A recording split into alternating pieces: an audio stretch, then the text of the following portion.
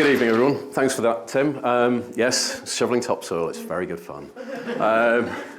I am an archaeologist, and as Tim said, I'm actually working out in the Hope Valley at the moment.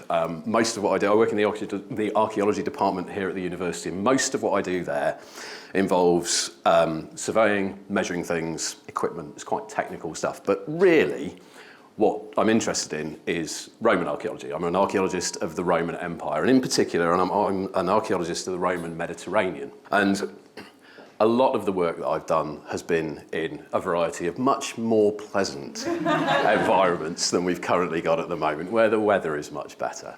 And what I want to talk about this evening really is a little bit about my journey, if you like, into what I was interested in and what I did some of my early research on. So my PhD research was based in the city of Rome, and I'd like to retain full deniability for this. I actually spent a lot of time studying pottery. Now, some of the people at the back over there, just forget I ever said that. It's never happened. But I like Rome. Rome is a good place, and Rome is important here. I found myself thinking about the topography of Rome a lot, and Rome is the city of 7 hills, so it's quite apposite to be able to come here to talk to you in Sheffield, which is the Rome of the North, also with 7 hills. Quite recently, I found myself in Cincinnati, which also considers itself a city of 7 hills. They're all about 20 miles outside the centre of the town, but still, it's fine. As long as you've got some topography, some ups and downs, some lumpy bumpy stuff near you, apparently that's fine, and you can consider yourself to be somehow quasi-Roman. So on the basis of that spurious connection, sorry, I'm a little dry-throated this evening.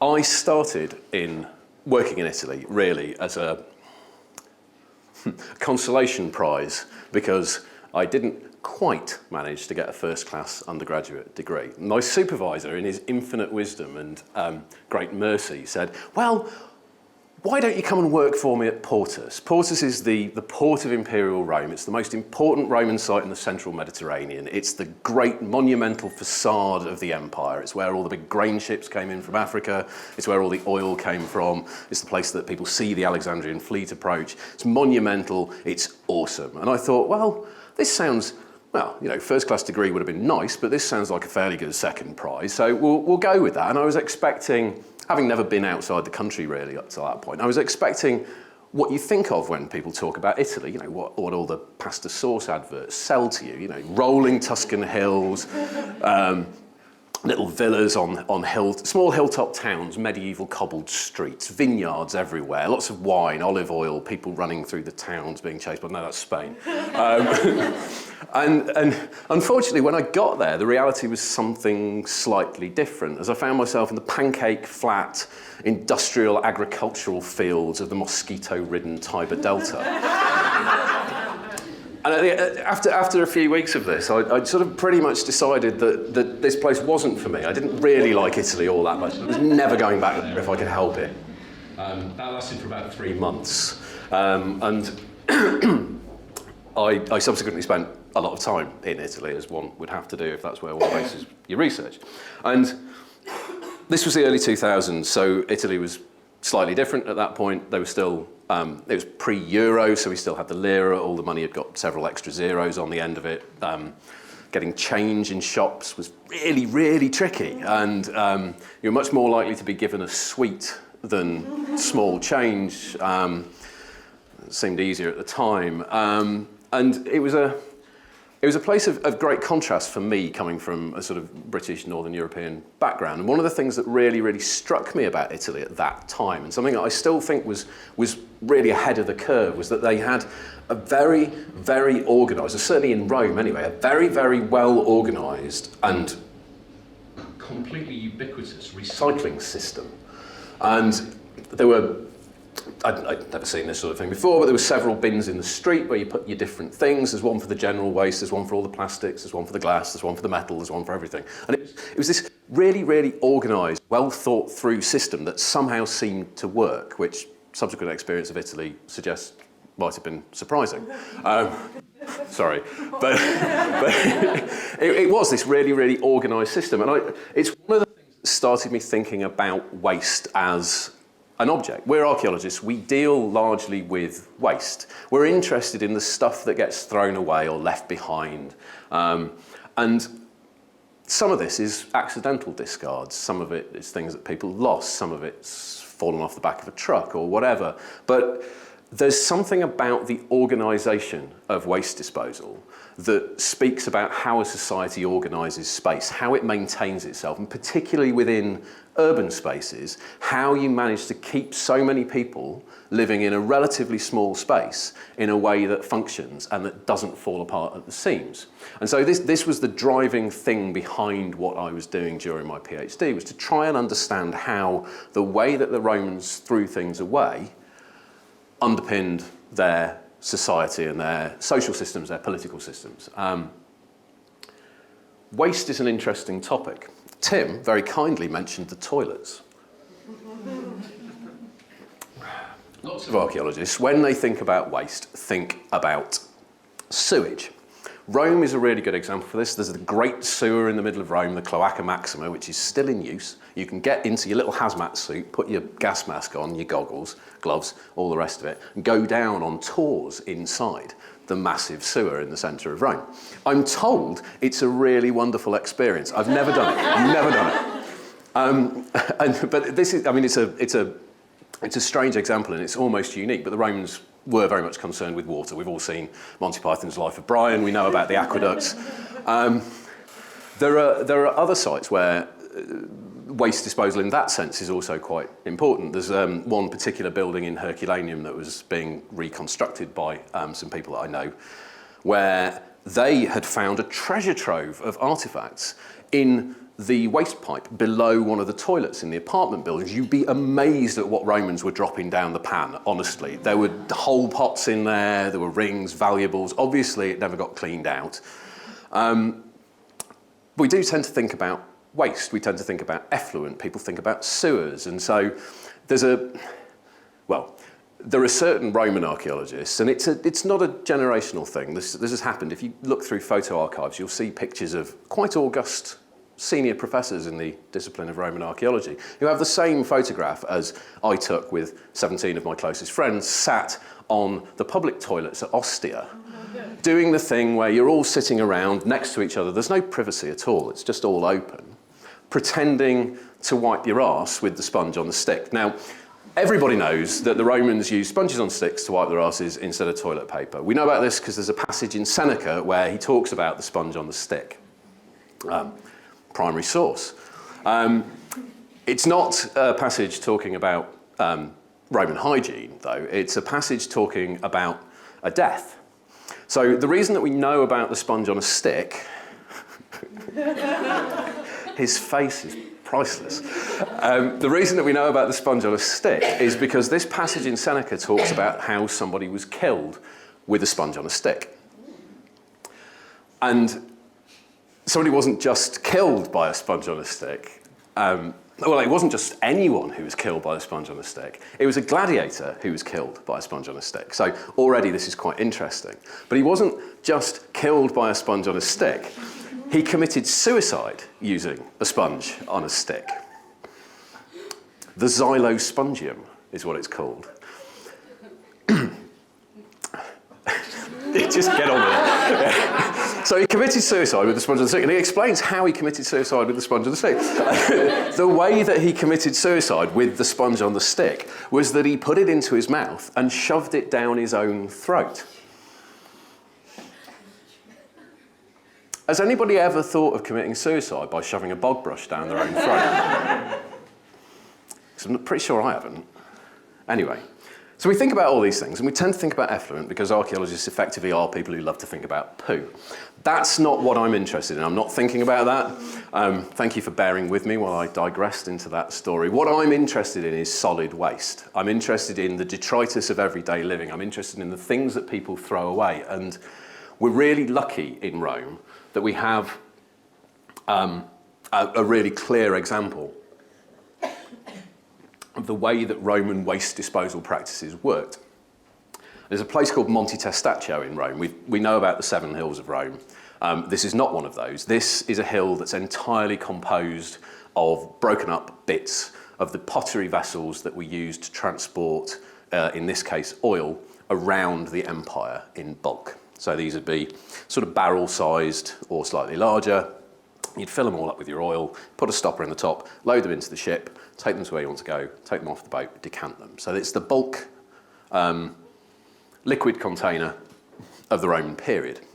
And just to give you an idea of the scale of this, Monte Testaccio, this very, very well-ordered,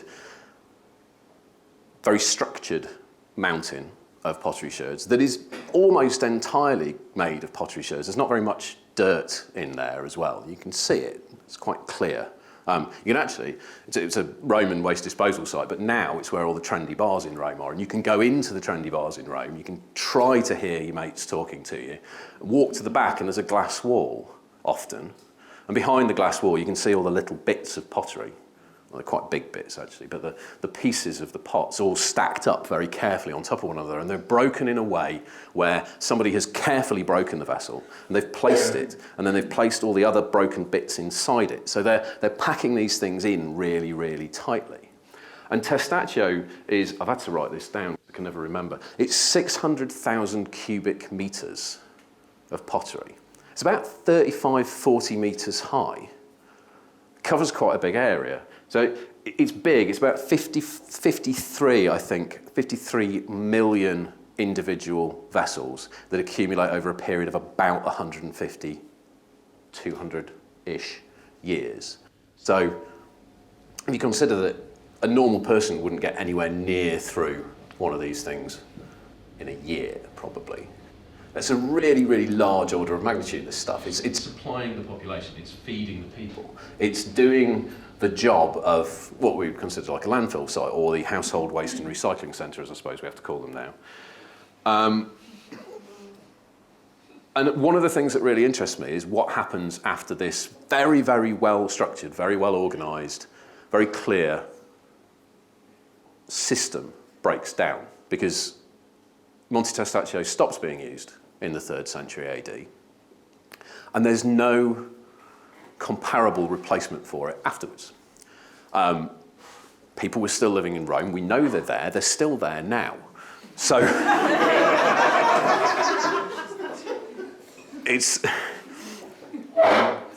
there's got to be somewhere that the material, that they were living in the same way. It wasn't like all of a sudden in 269 AD they went, right, stop, no more oil, we're done with that. We're going to skins or barrels. They were using skins and barrels, but not to that degree. We know that the basic economic system, the basic means of transport stayed the same. So what's happening to all these we find these new amphorae all over the place. There's lots of really good evidence for them from the production sites, which tend to be in North Africa. So we know that these things are being made in massive quantities. We know these things are moving around the Mediterranean in massive quantities. They're not turning up in a really big, well-structured, ordered deposit in the same way that they were doing up until the late 3rd century. So what's happening? And this was the question that was at the basis of everything that then came off the top of it that I did. And one of the other reasons why this is important, and the reason why it kind of became very important to me, was that while I was out there in Italy doing this research, there was a strike in Naples. The bin men went on strike. And I forget the precise reasons for it, but there was something involving the mafia. It was something to do with the way that the contracts for the waste disposal were being assigned or handed out. Anyway, the upshot of it was that the bin men all went on strike, and within about a week, this was in Naples, within about a week, some of the major streets in Naples were completely impassable because there was just refuse everywhere. And so the process of breaking down the system clearly is capable of happening very quickly. So something must have been happening that enabled normal civic life to continue, and I was trying to figure out what that was. So in order to do this, I spent a lot of time sitting in a dusty little room out the back of a museum, looking at pottery deposits from a number of different sites across the city to try to find somewhere where the assemblage looked like it might be a dump of this kind of commercial material. And this dusty little room was at the back of a museum. And the museum was built in what had previously been a convent. And before the convent was there, the site had been a series of small shops and apartments in the medieval period. Before that, there'd been some lime kilns on the site, and the lime kilns had been there because they were burning the marble and decorative stone and materials from a theatre and its associated porticoed area, which also contained some latrines, which was built by a guy called Balbus, who was one of Augustus's cronies. He was one of his drinking and killing buddies, I think we should probably call them. And that material that was being burnt by the lime kilns was going into the building of these houses and things. So there's a sense of recycling going on there as well once I'm learning the history of the site where I'm doing my work. And to cut what could be a very long and rambling story slightly shorter, the upshot of me spending a lot of time, other than nasal allergies and drinking an enormous amount of coffee, the upshot of me sitting in this small room doing the studies that I was doing was the most likely candidates for waste disposal sites that I came up with were actually in the imperial palaces on the Palatine Hill in Rome. Or some of them were. There was some somewhere else, but this is the better story. So what I was seeing was the sense that something was changing in the city that meant that waste was being deposited in areas which previously would have been completely out of bounds. And the context for this is that by the 5th century, towards the end of the Western Roman Empire, the imperial government have definitively decided that the capital is going to move away from Rome. They take it to Milan. It's moved around, depending on where emperors have gone, quite a bit before then. Constantine obviously founds Constantinople as the new Rome, but there's still this centre of gravity in Rome itself, and it's still an important city, and it's still technically the seat of the central Roman authority and power and the imperial government. And when that moves, as it moves away, and you see the sort of, what's the word I'm looking for? Slight sort of offhandedness of the imperial authorities in terms of their historic seat. The civic government of Rome are basically giving them, well, if you're going to go, then up yours. What we're going to do is we're going to take your now abandoned palaces, we're going to take your opulent spaces with your frescoes on your walls and your mosaic floors and your marble decoration and all that, and we're going to turn it into a landfill. So you've got all the little Roman binmen there in their togas and high-vis vests pushing the carts through the cities with all the waste in it, and they're making structured deposition inside the imperial palaces. And it's a very clear, in that sense, in my mind at least, a very clear example of how authority changes, that the source of power, the source of the organisation moves from an imperial authority that's concerned with glory and empire and dressing in purple and finery and wealth to basically the city council who are trying to maintain the streets, which is of course completely unrepresentative of what's going on anywhere near here at the moment. But it's the move from a concern with imperial concerns to very prosaic, very local, very immediate. How do we keep the streets clean? How do we keep things going? How do we keep people in a state where they can actually achieve what they want to do on a daily basis?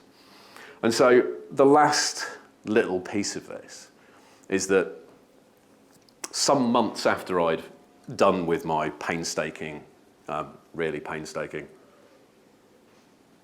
study of all this ceramic material in the small dusty room out the back of the museum, I went back on a visit just to go and say hello, see everyone, catch up, see what was going on. It's an active site as well, archaeological site out the back of the museum. So see what was new, say hello to people.